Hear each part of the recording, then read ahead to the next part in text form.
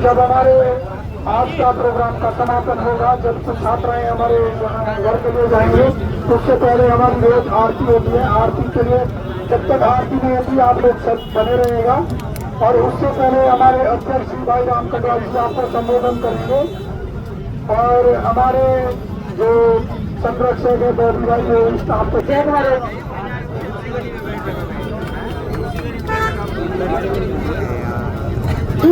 भरी हर एक दीवार टूट जाएगी, जुर्म से धुआं की आवाज से सारी। अगर मैं छोटा सा आपको एक उदाहरण दूं गांधीवाद का, तो जो इन्होंने सत्याग्रह का जब आंदोलन दिया था, तो उस टाइम पे इन्होंने अपनी आवाज मंच पे, आपको पता ही होगा, अकेले आवाज उठाई थी अपनी, अकेले ही।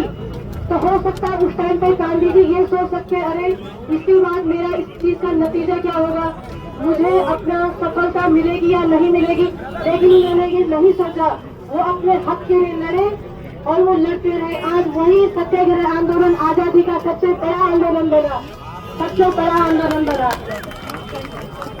और वैसे समय कम है तो मैं अपनी बात को थोड़ा कम ही रखूंगी। और मैं कुछ लोगों के माता पिता अपने लोगों को, अपने बच्चों को आंदोलन में आने के लिए रोकते हैं। उनका देखो, उनका डर और उनकी चिंता स्वाभाविक है। अगर मैं अपने माता पिता की बात करूं, किसी औरों के, आप लोगों के माता पिता की बात करूं, या उन लोगों के माता पिता की बात करूं जो घर में बैठ के बस फेसबुक चला रहे, रील्स में खिला रहे, हम जैसे युवा जो वहाँ पे भाषण दे रहे हैं, हमको ट्रोल कर रहे हैं, तो मैं उन युवा के लिए बात करना चाहूंगी। देखो, अगर मैं यहाँ से अभी भाषण दे के बैठी, हो सकता है कितने युवाओं ने भाषण दिया होगा, उन सभी का मजाक उड़ाने वालों, एक दिन जिन लोगों का तुम मजाक उड़ाते हो, यही लोग इतिहास रचते हैं, यही लोग इतिहास रचते हैं। तो मैं उन माता पिता से कहना चाहूंगी, ये जो लड़ाई है, ये लड़ाई को केवल हिंसा की लड़ाई नहीं है और किसी असमर्थ सहयोग की लड़ाई नहीं है। ये लड़ाई हम अपने हक के लिए लड़ रहे हैं। ये केवल मेरी लड़ाई नहीं है, या बॉबी सर या त्रिभुवन सर की जो टीम है, ये केवल उनकी लड़ाई नहीं है। ये हम सभी उन युवा के भविष्य की लड़ाई है, जो आने वाले युवा, जो इस भविष्य के युवा है। और मैं उनके लिए सबको बोलना चाहूंगी, जिन्हें मैं अभी बात कर रही थी कि जो लोग घर में बैठ के हमें ट्रोल कर रहे हैं, अभी फेसबुक को फेक वीडियो में कन्वर्ट कर देंगे, तो उनके लिए एक बात बोलना चाहूंगी, तुम आने वाली पीढ़ी को क्या प्रेरित करोगे कि वहाँ आंदोलन चला था और हम घर में बैठे डर के वीडियो देख रहे थे।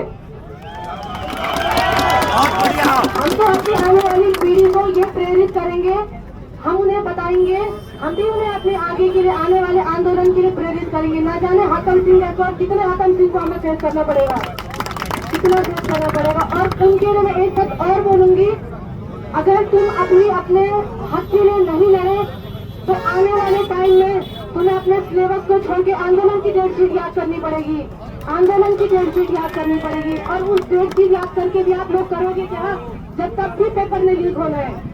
तो इसीलिए अपनी आवाज को अभी उठाओ।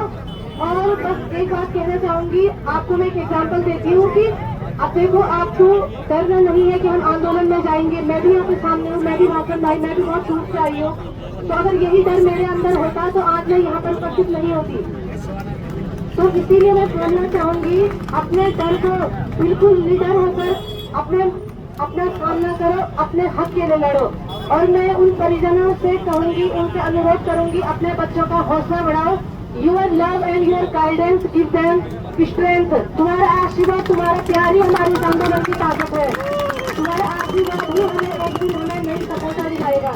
और अभी इस आंदोलन की मैं बात करूंगी, देखो मुझे तो पूरी उम्मीद है और लगता है आप लोगों को भी पूरी उम्मीद होगी कि हमें इस आंदोलन की देखो सफलता मिलेगी। और मैं बताती हूँ इस आंदोलन का, अभी से पास्ट का जो हमारा आंदोलन था, मैं उसकी बात रखना चाहूंगी। अभी जब यूके ट्रिपल एससी ने जब एग्जाम करवाया था वीडियो पटवारी डीपीडीओ का, तो उस टाइम हमारे युवाओं ने सहयोग दिया और उनका कहना भी था, देखो कि एग्जाम लीक हो रहा है, तो हम अपना एग्जाम यूके ट्रिपल एससी से ना करवा के हम यूके पीएससी द्वारा हमारा एग्जाम किया जाए। तो देखो हमें वहाँ पे सफलता मिली। बॉबी सर, त्रिभुवन सर की जितनी भी जो टीम थी और आप जैसे युवाओं ने बहुत वहाँ पे सहयोग दिया था।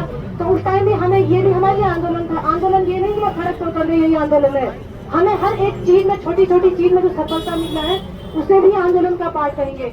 तो उस टाइम पे क्या हुआ था कि यूकेपीएससी ने फिर एग्जाम करवाया, उसके बावजूद भी यूकेपीएससी ने एग्जाम करवाने के बाद भी पेपर लीक हुआ था।